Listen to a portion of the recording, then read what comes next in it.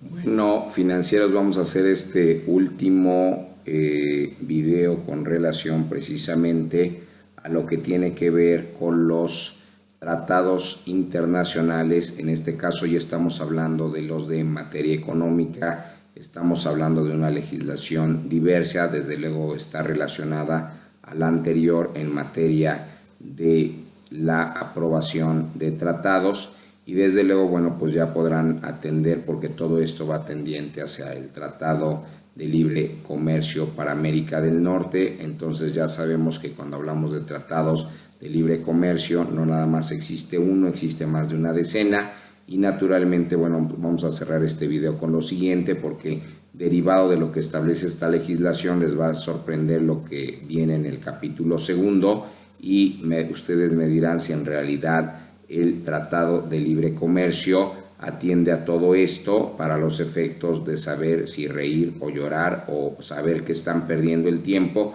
todos aquellos que de alguna manera pretenden hacer la negociación, más cuando ya les dejé un video, ¿verdad?, sobre quién es Trump, sobre cómo actúa Trump, sobre cómo ha trabajado y cómo trabajó la presidencia, cómo la logró, lo que no estima a los mexicanos, a cierta clasificación de mexicanos en este sentido, del sentir que él advierte, de la forma en cómo ha venido cambiando, de lo que fue su plataforma y desde luego, bueno, pues vamos a atender a todo esto que dice la legislación. Entonces, cuando lean ustedes un capítulo correspondiente a la legislación que tiene que ver con la celebración de tratados en materia económica, van a atender que en una sección primera y sobre la regulación de lo que vamos a entender como objetivos generales, van a advertir que el artículo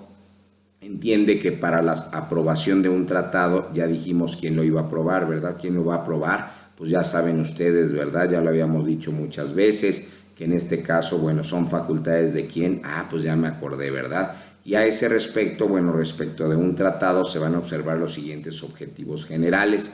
Ya estamos hablando de objetivos, ya no del objeto, ¿verdad?, de la ley, ya no del objeto de la otra ley, sino ya de los objetivos generales. Y bueno, pues el objetivo principal es contribuir a la mejora de la calidad de vida y contribuir a mejorar el nivel de bienestar de la población mexicana. Entonces, cuando yo estoy celebrando tratado internacional con 3 naciones, en donde de alguna manera, pues una de las naciones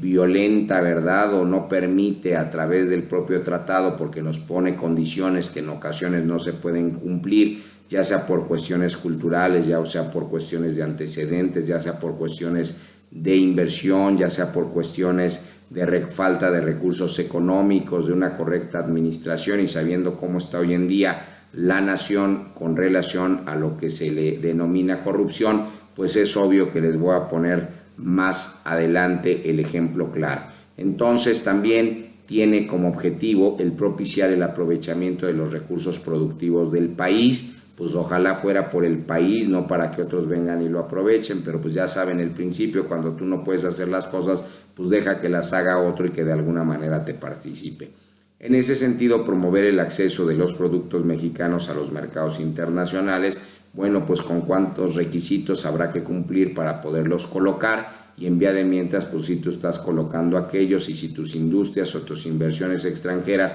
están colocadas aquí y son las que sí pueden exportar, pues bueno, naturalmente se va a reflejar, ¿verdad?, en la balanza comercial, en la balanza de pagos, dicen algunos, y en ese sentido, pero se trata de capital extranjero, de inversión extranjera, de recursos extranjeros, de socios, ¿verdad?, constituidos en nuestra nación por extranjeros o a través de fideicomisos. Entonces, en ese sentido hay que tener mucho cuidado y lo van a ver más adelante. Desde luego, contribuir a la diversificación de mercados, pues hay que ver de quiénes son los mercados, quién controlan los mercados, de qué origen son los mexicanos o de qué antecedentes y de qué padres, pero al final no nada más es hacer, ¿verdad?, sino que verdaderamente repercute en la sociedad mexicana, no nada más en unos cuantos bolsillos. El fomentar la integración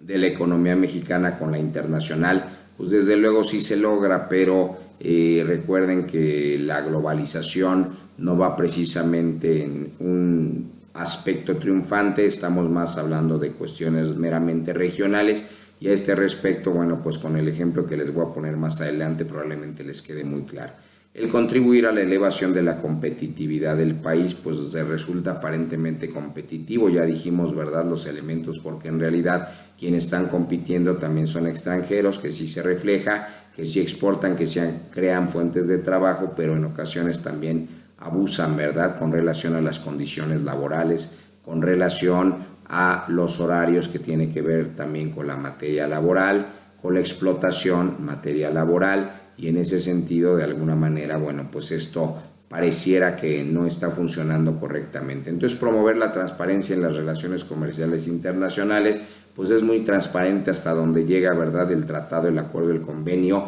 pero lo que no es tan transparente es la forma, el trato y la discriminación a ese respecto, y en realidad quienes están engordando los bolsillos. Recuerden que alguien sí detectó eso desde una universidad en esta nación, y desde luego, bueno, pues crearon un ejército, ¿verdad?, que le llamaron de cierta liberación, y aparentemente funcionaron, pero ya después nos dejaron claro que están maniatados igual. Lograron su objetivo, aparentes izquierdas que son controladas. Desde luego, promover el pleno respeto a los principios de política exterior en términos de la fracción correspondiente, el artículo correspondiente, y que tiene que ver con las facultades de atribuciones del presidente, ¿verdad?, en términos de la